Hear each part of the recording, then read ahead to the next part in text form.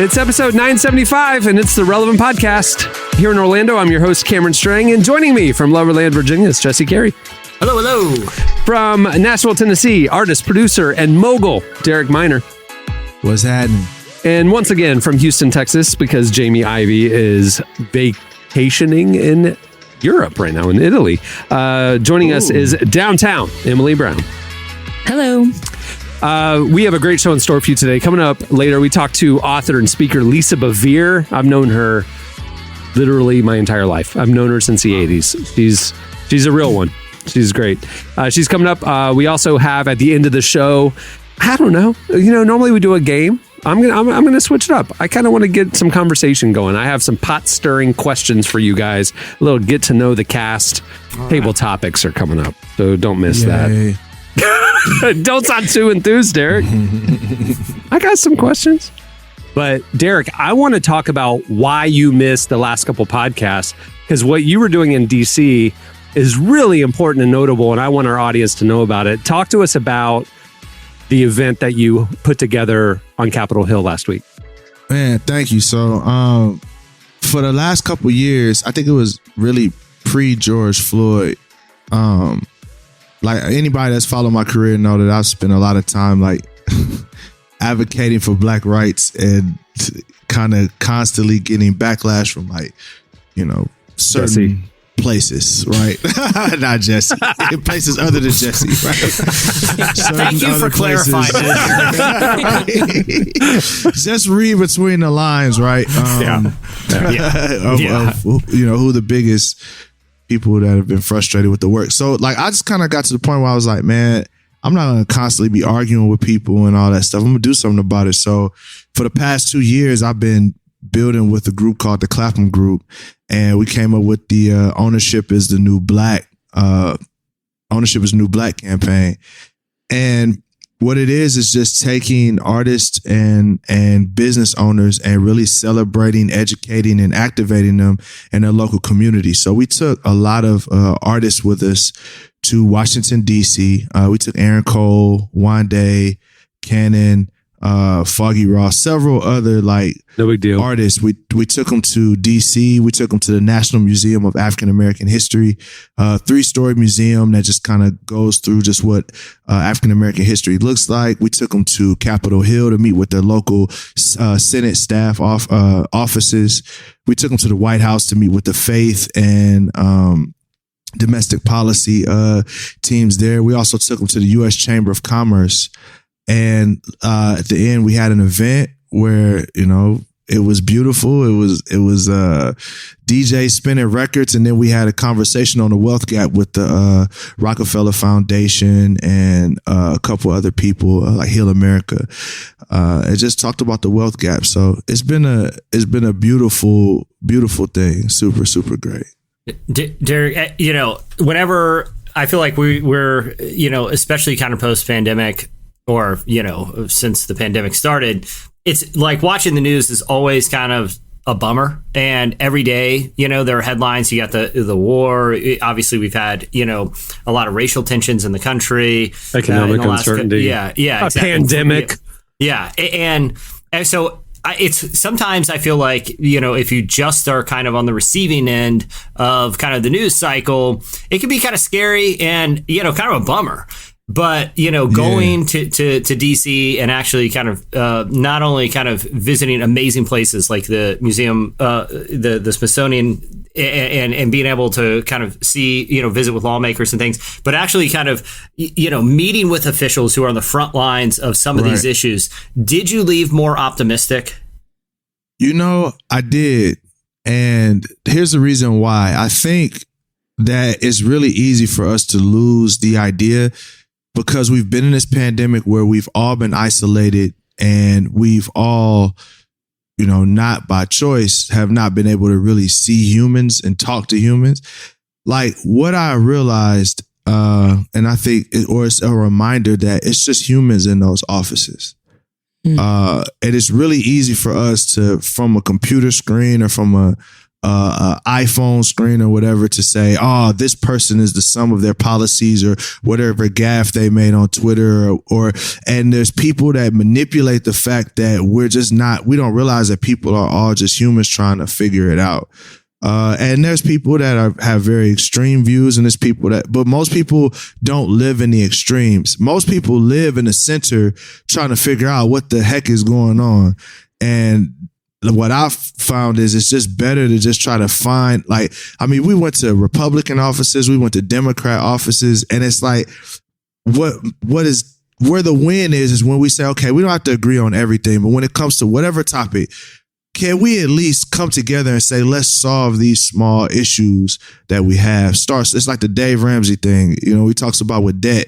Let's start small. Let's not we don't have to tackle everything, but let's get the things that we can handle. Let's get those taken care of. And it seemed like even when I told people we were coming from other offices, they weren't really, shocked. It's just like, we just got to the point where we've all gotten our corners and said we can't fix anything unless somebody does exactly what we want them to do.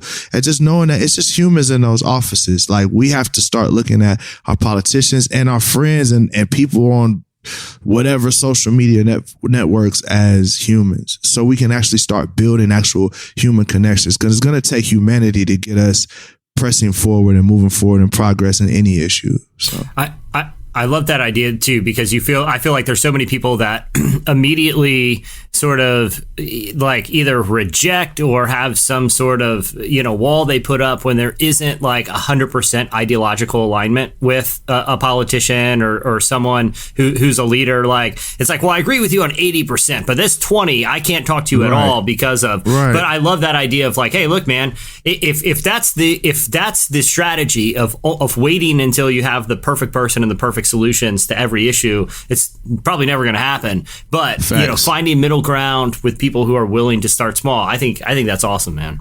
What's interesting about We Own Now is the issue of addressing the racial, economic inequality or the racial economic gap is like it's empowerment and economic growth for a community of people, which is an interesting issue that both the left and the right are for, because the right wants free market, economic growth, empowerment. The left wants to raise up impoverished communities and marginalized communities. So it's an interesting cross section that you're sitting at, and that you actually, I love finding issues that are the good few issues that we can all actually agree about. Like, this is better for America, for society, for the world. Like, can we just work together on those things, even if we disagree on all these other things? And you found one of the issues that I think you could bring people across the aisle together. And that's a really cool thing, because that's when you can actually make some progress, Yeah, it's so crazy that, like when I was sitting back thinking during those times of just, crazy controversy and frustration and a lot of changes for me, when I thought about, okay, what's the solution? Well, we got to find a place where everybody agrees. And I've not met one person yet that's been like, you know what, if someone does the work and they're owed something, that we shouldn't give it to them. I've not met one person that'll outright say that. So most people believe that when someone does work, they should be able to own and profit off of their work. So I'm like, well, cool. Let's just start there, right? Like, let's start there. All the other stuff, we'll work it out as we work it out. And it's also economic empowerment. It allows people to have the margin to go get therapy and go work on families and all of those things. We could start there. That's a very tangible thing. But then hopefully that'll spill over into, okay, well, now that I have, ownership and I can go to a therapist and take my family to a therapist and talk through my healing. Like, for me, it's about holistic healing. But, I tell people ownership is not the answer. It's just a part of the answer. Still got a long way to go. That's awesome, man. Proud of you. Proud of you. Doing amazing work. Man, it's awesome to watch. Man. Yeah, really. Thank you, man. Okay, well, moving the show along. Stay tuned. Up next, it's Slices. Take a day, we could go for a ride if you want to. You could take me away on the roof, a Subaru. Low key, turn it up, night club on the Bluetooth. Yeah, I want you.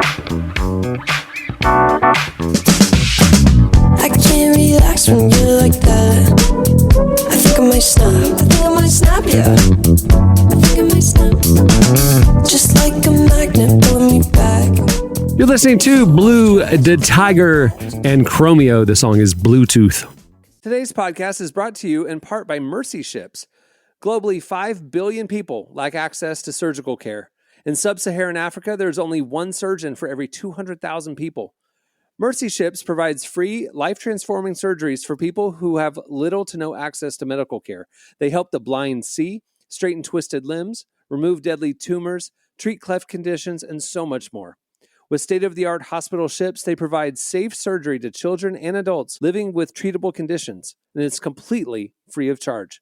They do all this work with an all-volunteer crew of professionals who donate their time and talents. Surgeons, stewards, nurses, engineers, and more make the world a better place. Your donation today provides free, safe surgeries to people in desperate need of help. All gifts are matched, so please donate today at mercyships.org/relevant. Today's podcast is brought to you in part by Tim Tebow's book, Look Again. Have you ever wondered what would change if you truly believed you were infinitely valuable to God? In his New York Times bestselling book, Look Again, Tim Tebow reveals the powerful truth that when we learn to see the image of God in every person, including those we struggle to love, everything changes. Tebow shares incredible stories from his work with people the world often overlooks, and it will challenge you to stand up to the lies, rediscover the worth that everyone has, and impact the world for good. Find Look Again by Tim Tebow, available now wherever books are sold. Okay, it's time for Slices. What do you have, Jesse? All right, so I found an interesting study online that I wanted to talk to you guys about.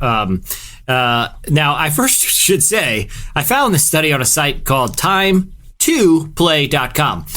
I got to tell you, I did not take the time to research what time2play does, but I did see on their site, on this fancy infograph, they said fair use. You can talk about this study as long as you say our URL. So whatever product or service you're offering Time2Play, thank you for it. And here's the study that you took a lot of time. You know what that sounds like? Is that kabooming the parks on Parks and Rec? Do you remember that arc where they had to kaboom a public playground? Oh, yeah. Remember that? Yeah. Mm-hmm. Anyway, that's what it reminded me of. To play. Time 2. Kaboom! It's the number 2. Kaboom. Yeah. All right, but what they wanted to do, was to look at some data to find out just how many people are unfriending or blocking family members on social media and what are the primary reasons why. Now, I read about their methodology. It was a few thousand people that they surveyed, and they didn't break down all ages, but they did just kind of give one notable stat when it came to age demographics, that the demographic that is the age demographic that has the highest propensity to block family members, with 78% saying that they have blocked a family member on Facebook for political postings. 78% of that would be millennials. I have some theories about why it's that generation and not, boomers, Gen X or Gen Z that we can pontificate on. But almost 80% have blocked a family member for posting political things. Have anyone on this call blocked? Well, Emily, you're technically Gen Z, correct? No, Yeah. I am millennial. Cameron and I fight about this every week. I am the youngest millennial, but I am a millennial. She is on the last year, depending on the survey. You know what happens is like generations, years, when the generation is new are a certain, and then as time goes on, they kind of readjust the years. Yeah. It has readjusted to absorb Emily. Well, has anyone on here blocked a family member on social media for political postings? Yes. Wow. No, I just don't follow them or mute them. Derek, have you blocked a family member? I don't go on Facebook. Yeah, that's the truth. That's me too. Because I know what's over there, so I haven't been on Facebook in probably 2 years. I just blocked Facebook. I went ahead and technically I blocked all my I literally took it off my phone. The only time I've gone on Facebook in the last 2 years is to sell something or to like look for something I want to buy, like a boat or something like that. Like every now and again, I'll be like, you know what? I want to know what my cousins are doing in Michigan. And then I'm like, nope. Never mind. Never mind. Never mind. Well, politics has become a major problem because, 43% of all the age groups have blocked a family member. 43% blocked a family member for sharing fake news, and 41% of all ages blocked because they simply post too much political content. Now, you compare that, right? Like, okay, so that's a big chunk that are doing it exclusively because they're tired of politics. Now you compare that to just 28% so that they blocked a loved one because they, are annoying in comments on posts. So the interesting, which that seems about right, but that could be about anything. That could be just like, hey, I'm posting pictures from my vacation. Oh gosh, now I got to read this little thing from Aunt so-and-so who, uses terrible grammar on Facebook. People have a higher tolerance for annoying comments on their actual post than they do for just random political comments from family members. I thought it was really interesting that it's becoming, and they looked at Instagram as well. It's a big trend on Instagram too, of people blocking family members at a higher rate for political stuff than for interpersonal stuff. Like, less people said that they blocked family members because they wanted to keep kind of details about their private life away from certain members of their nosy family than they actually did for political reasons. I wonder too if this is eventually. I know Facebook kind of doubled down on political postings for its algorithm for a while because they saw it generated so much activity. I think we've even observed that in on the content side. Yeah. But I wonder if the backlash of people, it's causing such negativity where people are blocking their family members at an absurdly high rate. Their actual family on a social media platform for you that's built to connect people. It's actually having the opposite effect. I wonder if it's eventually going to work into the algorithm, or if the enticement of hosting political debate is so high that they'll continue to do it. But it seems like this survey is some indication of just how toxic it's becoming. I'm out. If I see anything other than a Tony Baker animal voiceover or something crazy like that, I'm like, I'm cool. I do not, because I'm chilling. So just even with social media in general, I've spent way less time on social media this year than I have in the past, just because I'm like, I'm out. I can't handle it anymore. For me, I don't want to. If I was posting something and I had like an aggressive family member, like in my comments or telling me what to think or whatever, like, maybe I would block them. But the idea of my feed and they're just posting their nonsense, I'll just mute them. I don't need the interpersonal drama of the fact that they're blocked. I want them to see that we're still friends. But ignorance is bliss. I don't need to see your stuff. Just don't bring it to my page. And we're okay. You know what I mean? Because I don't have to watch what you're doing on your page.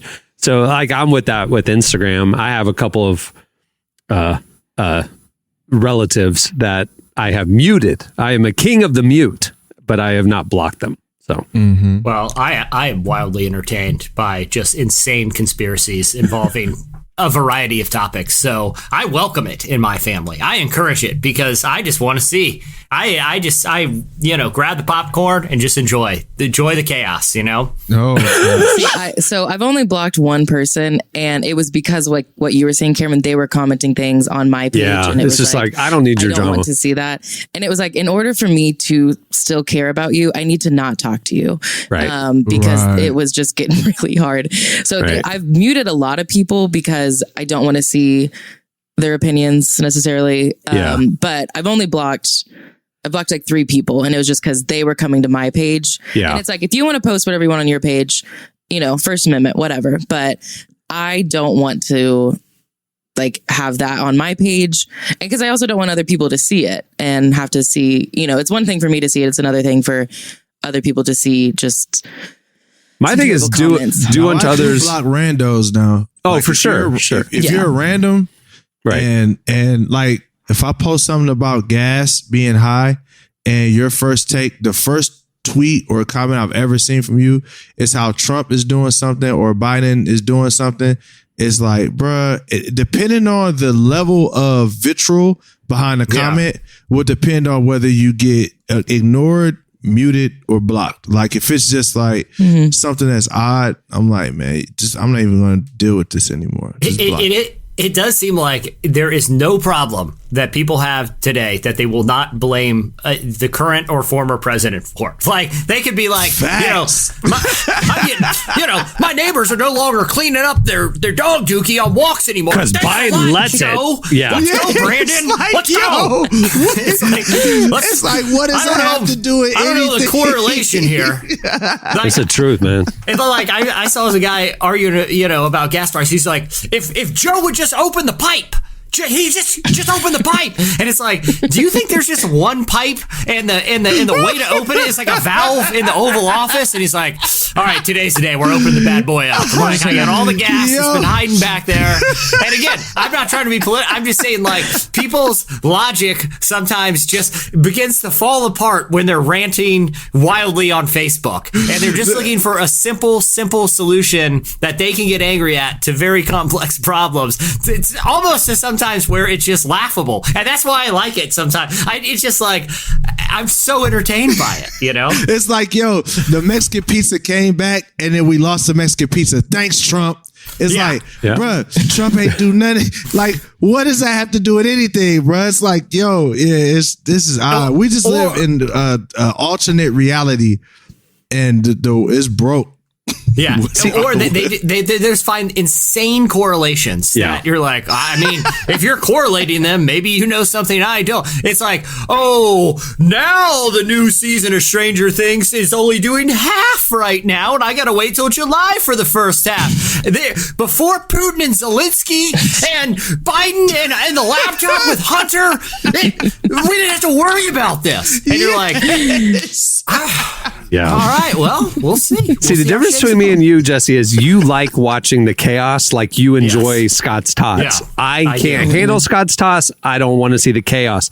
So I just mute all that because I don't need that. Because you love it, you revel in it. I do. It's just it's like the thing in the Dark Knight where some people just like to watch the world burn. Like that's all. I'm just watching the comments burn, and I just enjoying myself. And you have a lot of headaches because of it. I'm just telling you, you need to cleanse the aura, buddy. That's my headache reliever. It's like, it's like I'm trying to de-stress here.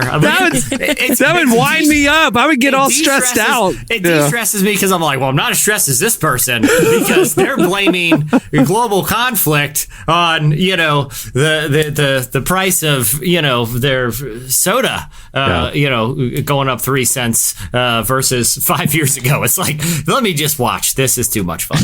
Yeah. All right. What do you have, Emily?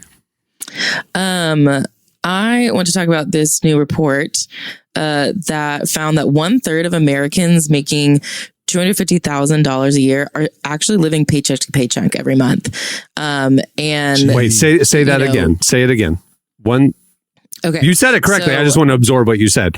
One third. So 1/3 of Americans who make make up to $250,000 are still living paycheck to paycheck every month. Not up to. If they make $250,000 or more, up to would include everybody. Make at least $250,000. Yeah, at least $250,000. Sorry, are still living paycheck to paycheck. Wow, which is just crazy because I'm thinking if I make $250,000, I'm set for life, but apparently not. You know what though? That's the weird price point where you spend like you're rich and you live probably a little bit above your means. Your car payment's a little too much. Your mortgage is probably a little too much. Yeah. You travel and you're maxing out your income, and that makes you paycheck to paycheck. It's because the lifestyle that you think you're owed at that income level is probably a little greater than what you can actually afford, Yeah. And that was what the study found, like about 10% of those high earners are struggling to make ends meet. And a lot of it is because of housing costs and just household expenses. The housing market itself is just so much more expensive. And so even if you can find a house, you probably can't actually afford it, but it's close to where your job is. It's what you need. And so a lot of people are just kind of struggling, or, they're able to pay the bills, but then they don't really have anything left over. Yeah. And, we've always been taught, like, if you work hard and you make money, you'll be fine. And it's like, that level of comfort is just getting higher and higher. So interesting. Yeah, that is interesting.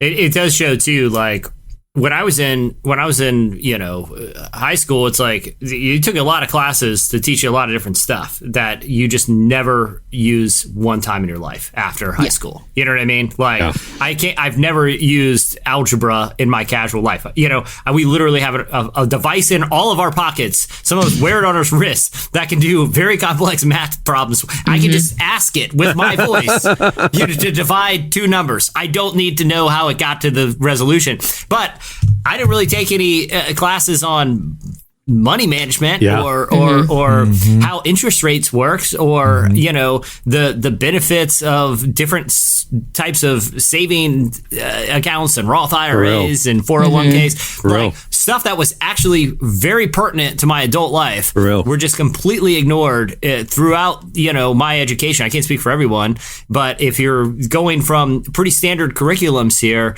they would tell you a lot about how to the mathematical nuances of different geometric shapes, which is interesting, but it doesn't have any practical real world application where it's like, well, maybe we should talk to people how to manage finances a little better here. And that ties back to what Derek's doing with We Own Now. But I saw somebody tweet the other day, like, man, I really wish I could go back to being 15 again because I know what to do now. You know what I mean? And it's like, that mentality is what I'm trying to impart to my son. It's like things that I'm learning, like Derek, this stuff, but like if he at 18 put $100 a month from his part-time paycheck into an investment account and just let it ride, compound interest, the difference of what he would have, and he just does that forever, right? The difference of starting at 18 and starting at like 30 is the difference of like $4 million when he's retirement age or something. And it's just insane, the practical application of if you could just learn from my mistakes and start earlier and, save differently, invest differently, give differently. Like, that's what I'm trying to impart to my kid, because I agree. I mean, it's like that financial literacy component is just not taught, and a lot of us learn the hard way. So interesting. All right. What do you have, Derek? So Apple just unveiled at WWDC, the Worldwide Developers Conference, among other things like a new MacBook, new lock screen, new chipset inside of the MacBook. And guess what else you can do? You can edit and you can unsend iMessages. Praise this God. is going to be a blast. I can't wait for the group chat where you have a whole crazy, somebody lost their mind, got frustrated, everybody said whatever, and you just delete and unsend your text. like, that's going to be amazing. I've seen all the internet, all the takes, all the memes. It's hilarious. But somebody said, and great news for alcoholics, Apple's going to let you delete those late night texts. And it's just like, or that girl that like you went on a date and like 30 minutes after you get home. No, 30 minutes after you get home, you're like, hey, da da da. And it's just like, okay, you're a little needy there, buddy. You just slow it down. Look, iPhone is about to be called cheat phone.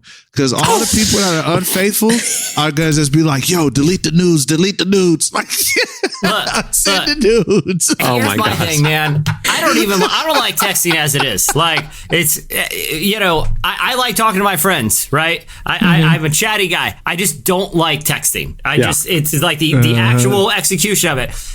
They're just making it more complicated and make it more ways that it just becomes more unfun. Like, just keep it simple, Apple. Everything's getting, just keep the product simple. No. If someone's, say what you say. Text what you need to text. Disagree. As somebody who went through a tumultuous dating relationship for a few years, the idea of being able to take back emotional texts that you the next day are rethinking. Accountability for your words. That's petty, bro. Dude, I am thrilled for the future. All hits, no skips. You know what I'm saying? Like, all my texting is going to be flawless now. It's great. I love it.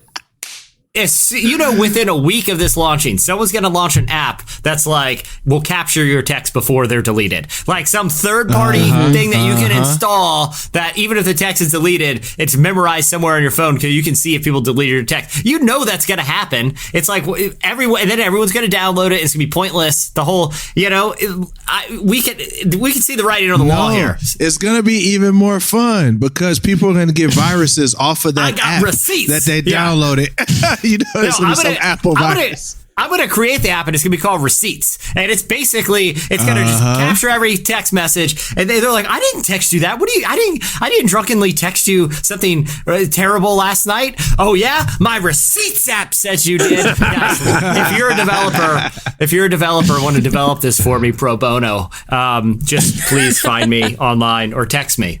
And I'll have my favorite a written contract. Yeah. It's the graphic we used when we posted this news, but I love that actually at the Apple announcement, the text that they showed on the phone screen to show that this is a good thing is an overeager person saying to the person they have feelings for, it's just like they kind of had a overshare of I really like you sort of a thing. And it's like, this was the example of the sort of text that you're going to want to pull back tomorrow morning and you're going to be able to now. I love it. It's good for America. The text that they were undoing was, hi, lamb chop. It's only been an hour and I miss you already. Love you with the kisses on that joint. The recipient. That is amazing. Get out of here. The recipient deserves to see what kind of person. They call me lamb chop. This is a tool. As soon as lamb chop came out, blocked. Yeah, exactly. This does a disservice to the receiver of these texts. They need to see about to thrive. Players everywhere about to thrive. That's what I'm saying. Hey, you throw a lot of emotional noodles on the wall, see which ones stick, and then you delete the other ones. That's what I'm saying. Terrible advice. That is terrible advice. No, it's great. This is wonderful for America. So fun. I am going to be the best dater ever moving forward because I can delete the overshares. It's great. Good for me. People are gonna have to be really good at They're gonna have to be quick at screenshotting. That's why you have to. That's why you have to download the Receipts app. No, think about it. Ding, and they go to pick up their phone, and it's like there's no message. You're gonna be like, what did they say? Hey, that's what my app will do. It automatically screenshots when you get the message, and you're like, oh. I legit might do that just to annoy people. Send just random texts that don't matter, and 2 in the morning, just wake them up.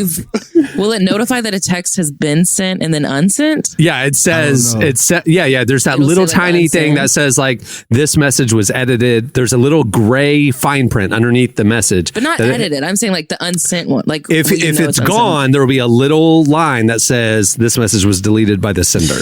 Right. That's going to stress me out. Yeah, dude. Just introducing more. But I don't Every girl I've ever liked is going to have all these deleted by the sender, deleted by the sender, deleted by the sender. This is just the most anxiety. It's just another anxiety-inducing feature. 2 a.m., 2:01 a.m., 2:04 a.m., 2:07 a.m. Deleted. I don't even like the 3 dots. Okay. Well, it's no, they're going to respond about later tonight. Hold on, the dots went away. Just be a sec. Yeah. They're back. Dots went away. It's too stressful. It's too stressful. I don't need more stress on my phone. My phone causes me enough stress. You're trying I need to get on Facebook and watch some crazy relatives argue about politics to de-stress right now. Just imagine this argument, Jesse, you going back and forth with somebody. You send the most just crazy thing in the world. And then you say, I shouldn't have sent that. You unsend it. The person looks, they don't know what you sent, but they know you unsent something. So then their text starts, what did you just say? Send it back. Send it back. And then they realize that they were tripping. So they unsend all of that. And then the entire conversation is deleted by the sender, deleted by the sender. And then it just descends into a war of attrition where both of you start typing and quickly delete. So both of you are just sending dots to each other. Someone's gonna text there. It's like non-communication becomes the communication. The medium is the message. It's all happening, people. I'm ready for it. You text someone that you got feelings for them. They don't text you back. They leave you unread. You know what? You just delete the evidence. You never did it. You move on with your life. This is a great day. That seems healthy. This is a great day. Okay, That seems healthy. Jesse, I need to know, are you the type of person, if someone sends you a text, you'll just call them instead? Or A lot of times. Because I get That hurts. well, occasionally I will, but now I just have a system where it's like I'm going to text when I have a minute here, because if I text too quick, I'm reading 15 things at one time. Cameron texted me about something yesterday, and I, in a moment of just like, all right, I want to respond. Totally misread it. I completely misread what he was attempting to say, even though it was perfectly written. Like, I don't trust myself with this technology, people. Just give me a ring. I'll probably pick up. Just give me a ring. Oh, man. All right. Well, that'll do it for Slices. Stay tuned. Up next, Lisa Bevere joins us.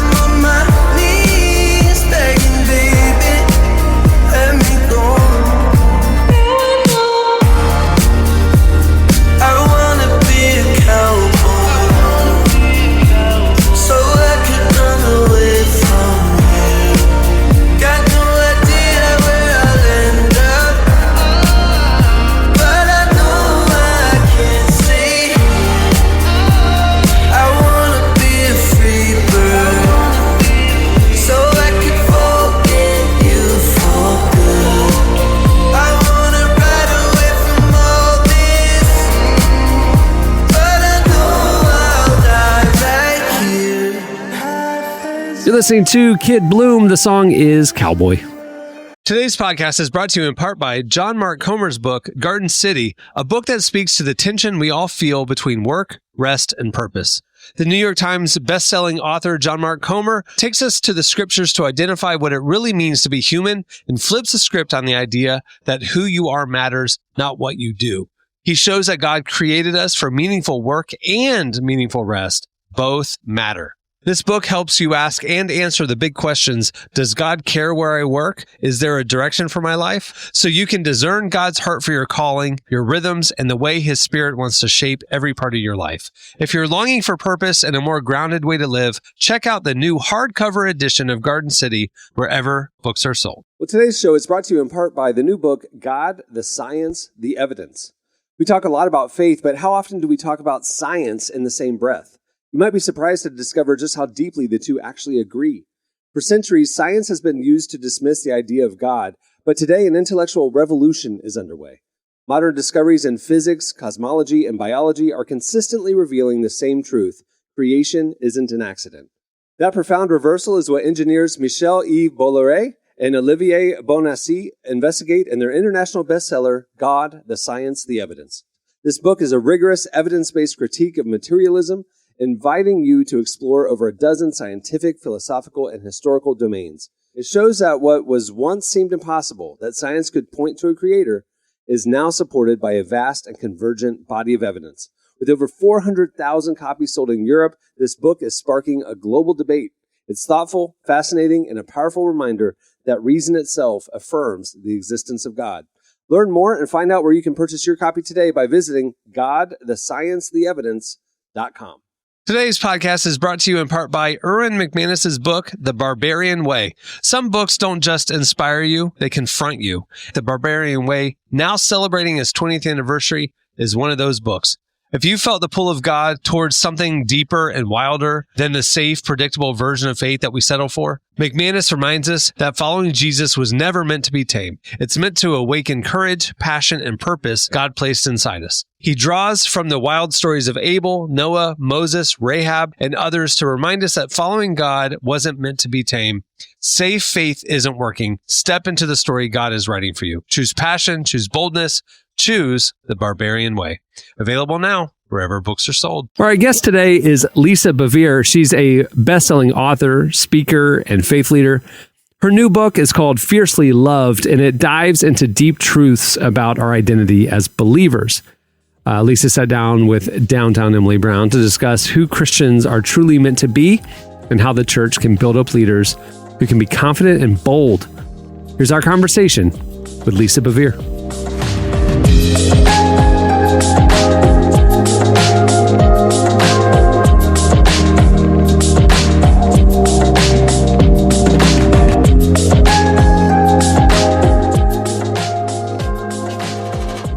Well, I am so excited to talk to you about your book, Fiercely Loved. And I really just want to start off with the title. You know, there's a lot of different ways we can describe God's love. So why do you see it as fierce? Because I think most people feel fiercely judged. And so I thought, I'm going to flip this. And I also think that it's kind of become white noise. People are like, oh, yeah, I know God loves me. I know he loves me. But they haven't experienced it, and they don't have an understanding of that God is love. Like, I have love for my grandkids, and if anybody tried to hurt them, they would see the fierce Sicilian side of me. But God is so much more engaged, involved, aware. And I just feel like we've become kind of sterile and tame with the love of God. And I think if we don't, there seems to be like two things going on. Either people are afraid to receive his love and actually understand that he loved them before, not love them because, but love them before. And they kind of live in this, well, I don't know. I'm going to shame myself. I'm going to feel guilty. I'm going to earn that love. Well, you can't earn what was given. So you have kind of this detachment from it. And then you've got the other thing where God loves me. I can do whatever the heck I want. I can live however I want. I can speak however I want. So it kind of feels like we need to have a connection with this God who is love, but he's also a consuming fire.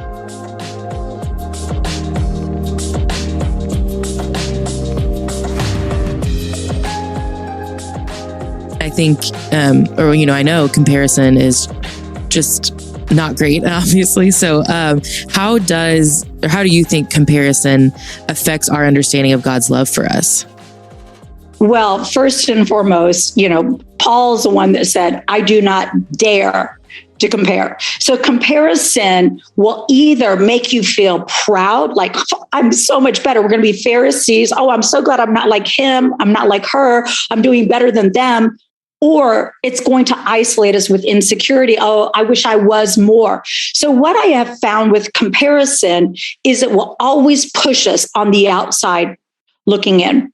And, when I travel and speak, I use this kind of silly example. I talk about going on a date with your husband. And on the date, you're happy, you're so excited. Yay, you're finally escaping the kids. You're going to a movie. And then somewhere along the movie storyline, you watch as the fake husband kisses the fake wife. And you think, when was the last time my husband kissed me like that? He never kisses me like that anymore. And you start pulling away during the movie. You're kind of like angry. You're leaving the movie theater and you're kind of a little bit cold shouldering your husband. He's like, what's going on? And you're like, what's going on. He's like, no, I have no idea that you were comparing me to Thor. I had no idea that you were thinking, why doesn't my husband act like that? And so Theodore Roosevelt said it the best. He said, comparison is the thief of joy. So when I see something that someone else has, and I imagine that it has been deducted from me, I'm never going to be happy for them. But if I see, hey, I love the way that couple is loving each other, or I love the way that person is being promoted, or I love the way that woman has found who she really is. If I celebrate that, then I get to be part of it. Mm-hmm. If I demean it, compare it, get angry about it, God's like, baby girl, I'm having to bench you for a while until you figure this out. At least that's what he does with me. I mean, he might do something different, but he's like, we're going in some cave time until you figure this out, because each and every one of us are woven with wonder. And what we have done is we have looked to other people to define us. And really only our Creator has the right to define us.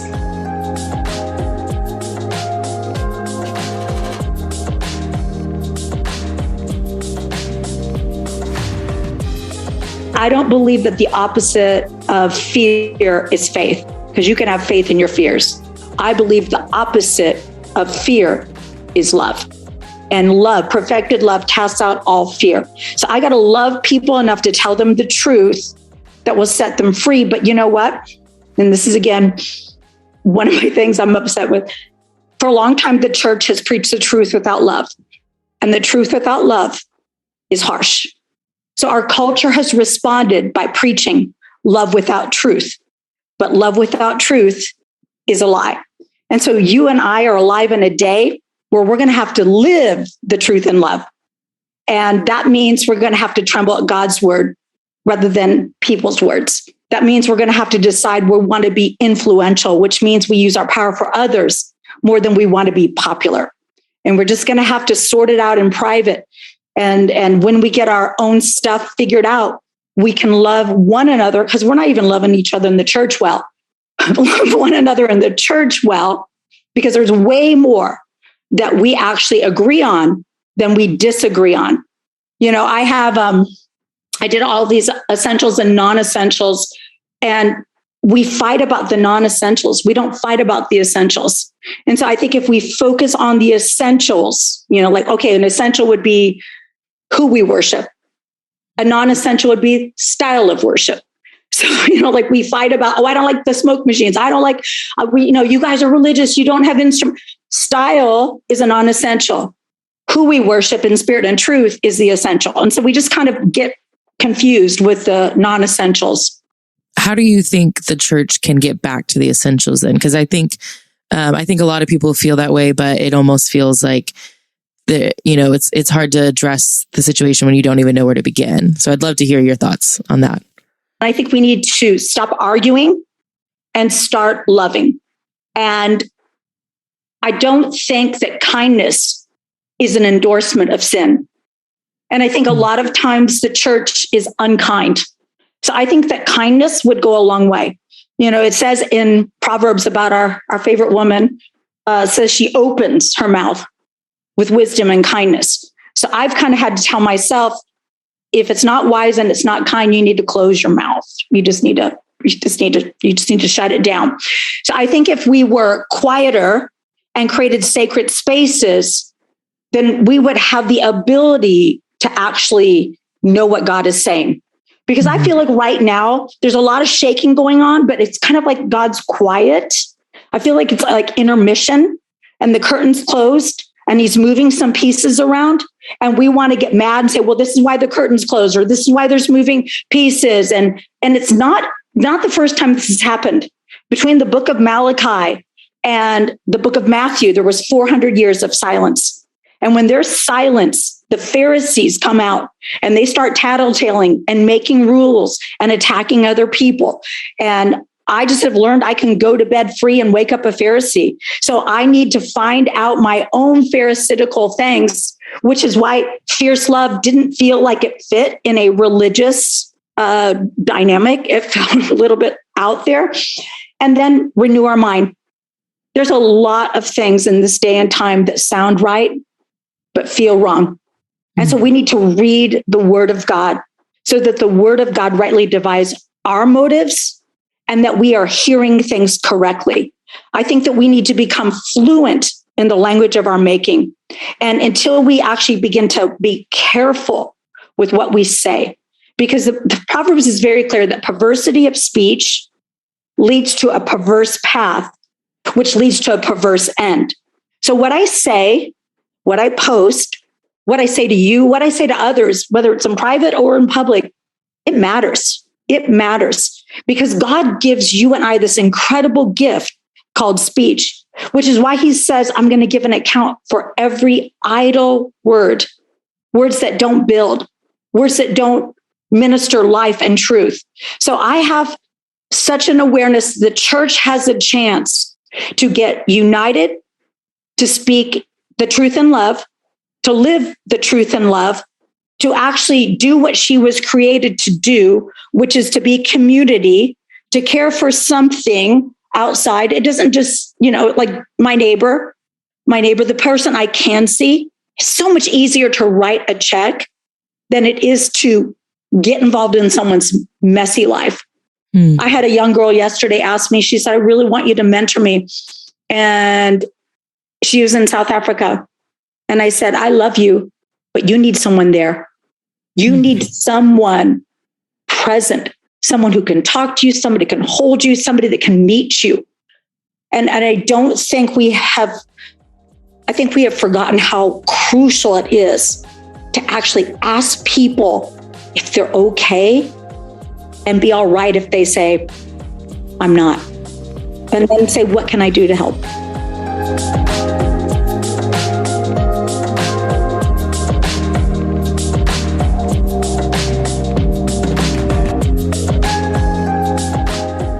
That was Lisa Bevere. Stay tuned. Up next, well, you'll see.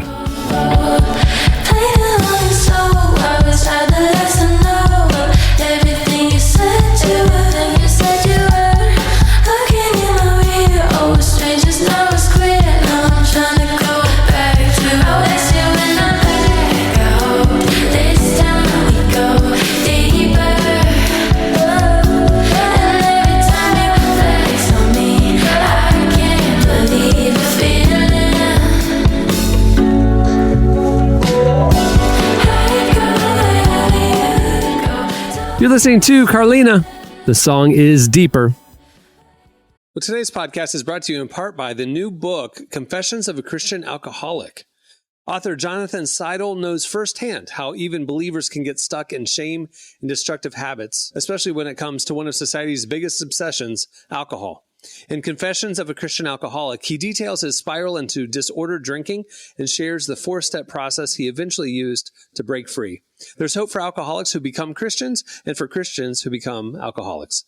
Find Confessions of a Christian Alcoholic wherever books are sold. What if you could change a child's life with just $10? Right now, thousands of vulnerable children in East Africa are suffering from jiggers. It's a painful, preventable parasite that burrows into their feet. Soul Hope is the only organization treating it through foot washing, medical care, and durable closed-toed shoes that protect kids long after treatment. $10 may not seem like much in today's world, but when we come together, those small gifts add up to big change.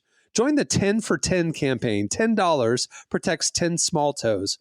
Visit soulhope.org/10 to give now. One small gift makes a big difference. Again, that's Soulhope, SOLE, hope.org/TEN.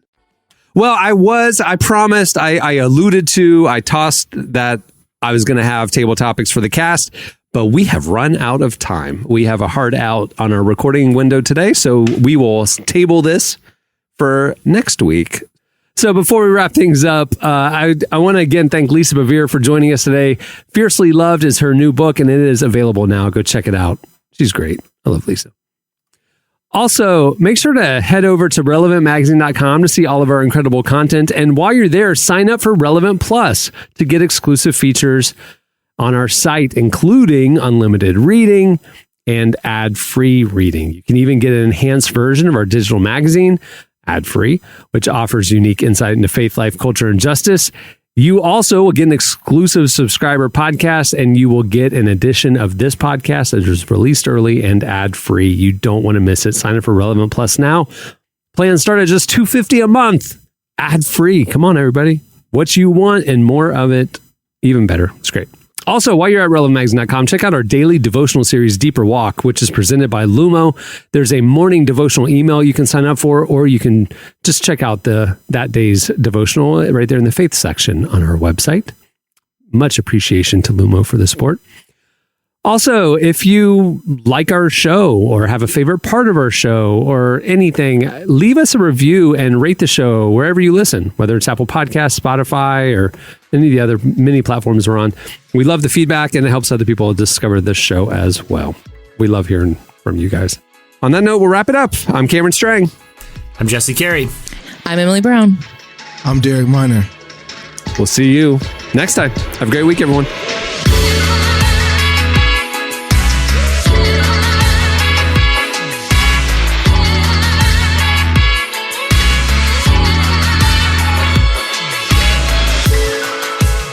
For listening to the Relevant Podcast.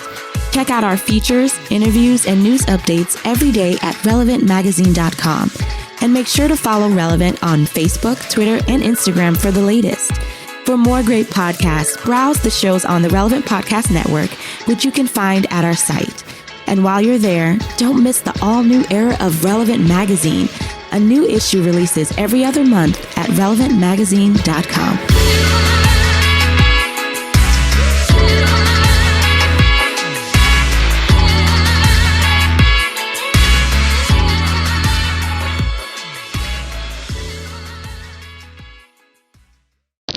I need to get on Facebook and watch some crazy relatives argue about politics to de-stress right now. Relevant Podcast Network.